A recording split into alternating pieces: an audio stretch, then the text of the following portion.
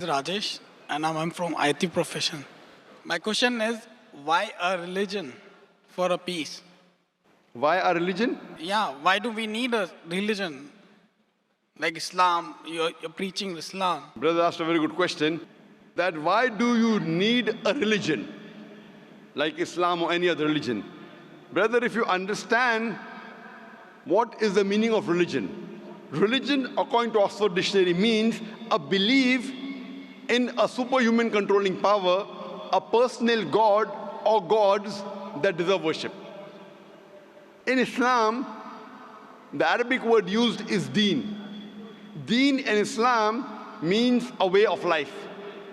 So you ask me the question that why do you require a way of life? And why do you require to understand, as Oxford Dictionary says, religion means believing in God. So why do we have to understand God? The reason is that, brother, normally when you get a machine, if you get a machine, maybe a complicated machine, along with it you get an instruction manual. I'm asking the question, why do you require the instruction manual? Why? Why, brother? To understand. To understand, because you don't know the machine. If you allow me to call the human being the machine, you'll have to agree it is the most complicated machine on the face of the earth. So don't you think this requires an instruction manual? The last and final instruction manual for the human being, it is the glorious Quran. Like how you have the instruction manual written by the producer of that equipment, or the manufacturer, or the inventor. Our manufacturer, our producer, our creator is Almighty God. So He knows what is best for the human being. So based on this, Almighty God has given the rules and regulations. For example, when you buy a DVD player, it tells you if you want to play the DVD, insert the DVD, press the play button. If you want to fast forward, press the FF button. If you want to skip, press the skip button. If you want to stop, press the stop button. Don't drop it from a height, it will get damaged. Don't immerse it in water, it will get spoiled. There's the instruction manual. Similarly, Allah subhanahu wa ta'ala, in the last and final instruction manual, the glorious Quran, has written the do's and don'ts for the human being. And Almighty God has only sent one religion.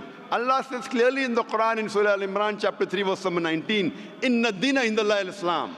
The only religion acceptable in the sight of Almighty God is Islam. But by the passage of time, whenever Almighty God sent an instruction manual, the manual in passage of time, it changed. And Allah subhanahu wa ta'ala knew that the human beings may not be able to grasp the complete message of the Quran as is mentioned in the Bible in the Gospel of John chapter 16, verse number 12 to 14. Jesus Christ, peace be upon him, says, I have many things to say unto you, but you cannot bear them now.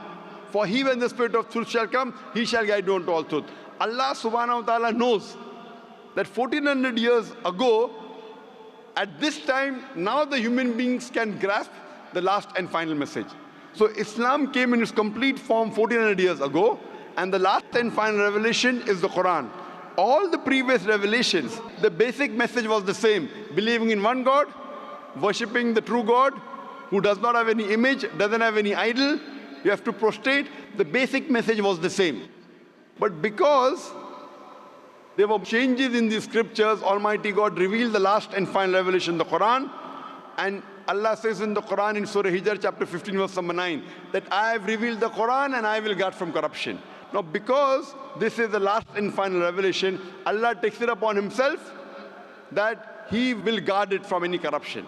So that's the reason today, all the human beings in the world should follow the last and final messenger, Prophet Muhammad, peace be upon him, and last and final message, the glorious Quran.